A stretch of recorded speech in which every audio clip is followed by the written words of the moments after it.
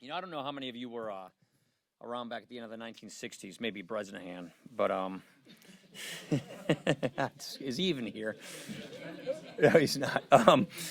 That's the last time the number of Americans filing for unemployment benefits was this low. 49 years ago. This is the best job market we have had in decades. And here's something else that's very encouraging.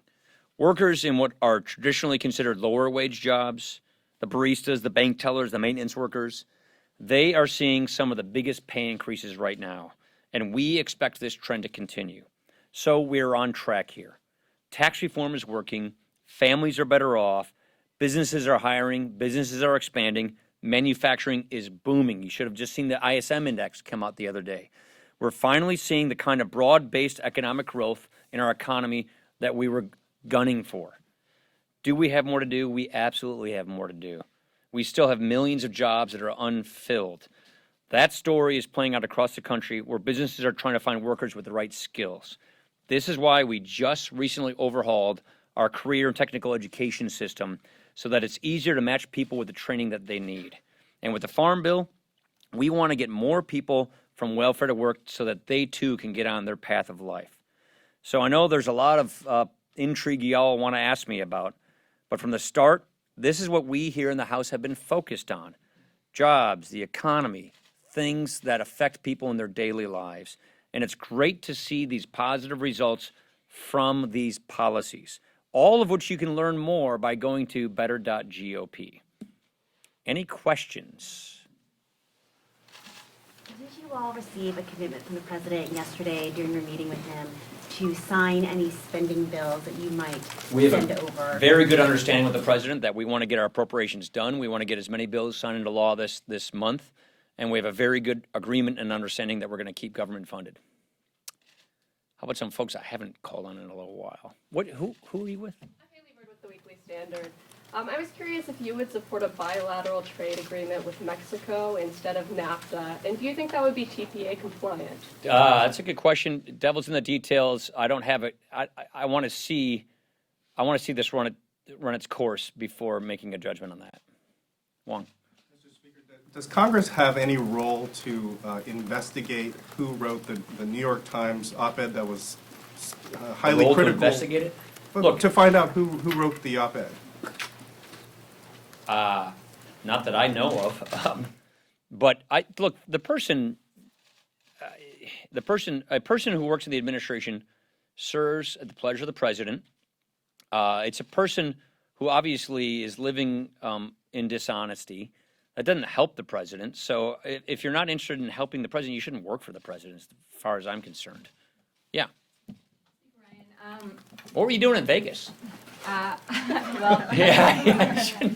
following you. No, I was there for a different story, actually. Okay. And then you popped up. So. Then you popped up. It's nice to see you there. So it is my hometown, though.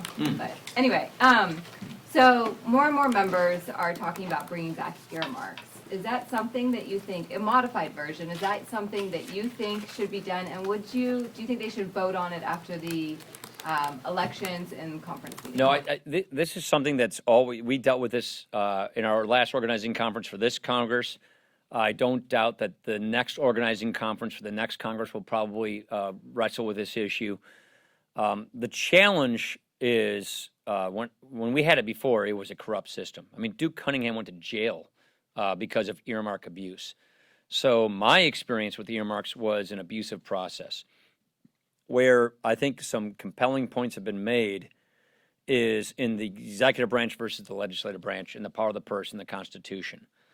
But that doesn't mean things that direct money to private sector entities, to for-profit entities.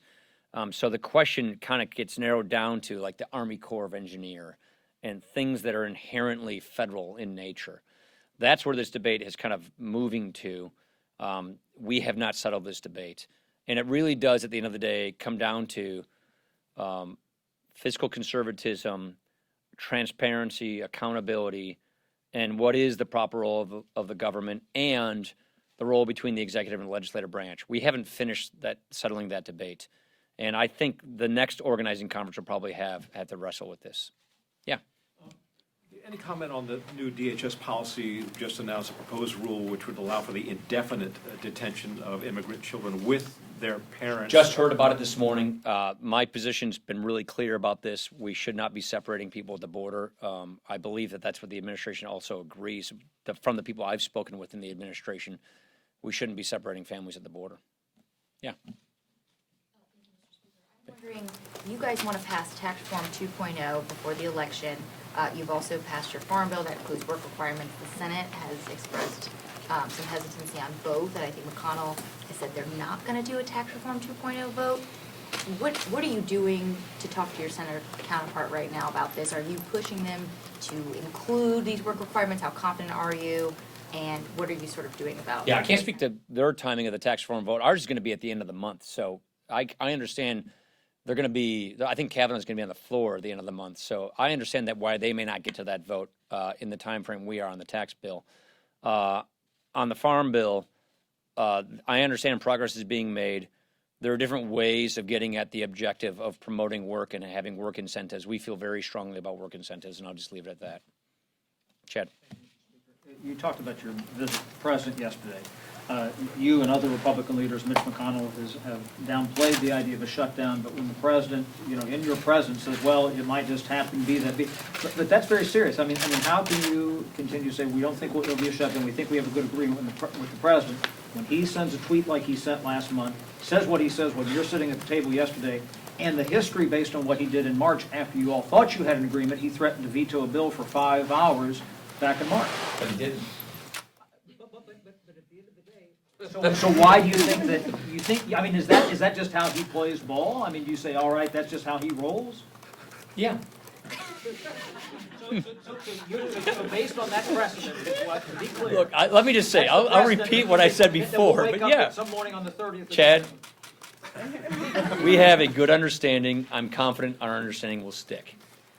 Unrelated. You now have Republican senators, folks inside the White House, expressing concern on a near daily basis about the president's behavior, his morality, his understanding of basic policy. How long can you, as Speaker, legitimately pretend that you're unconcerned and unaware of I don't these? concern I'm unaware about anything, but what I concern myself about are the results of government.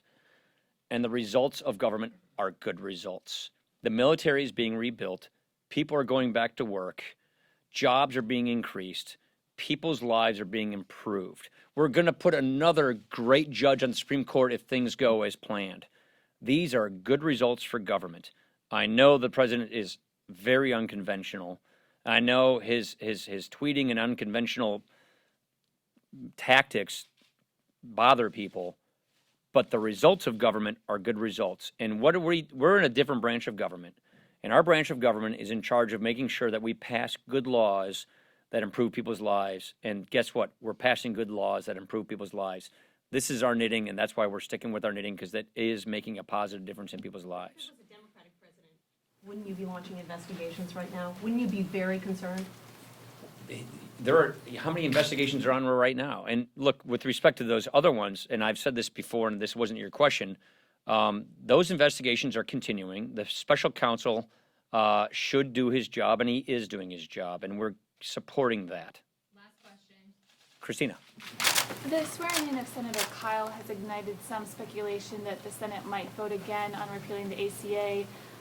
Senator McConnell has poured a little bit of cold water on that, but is that something that you would advocate for? Haven't discussed it. I'm a big believer in John Kyle. I love the man. I think he's a great guy. I think he'll be a great senator, but I haven't even broached that. So it hadn't even been brought to my attention.